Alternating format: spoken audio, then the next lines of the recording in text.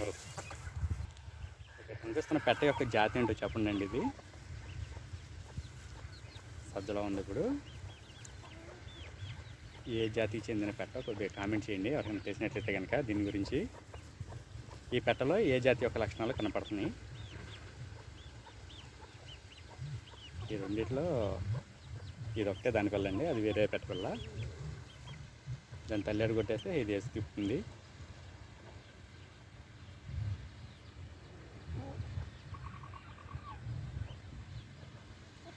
ఈ పెట్టలో ఏ జాతి లక్షణాలు ఉన్నాయో కామెంట్ చేయండి.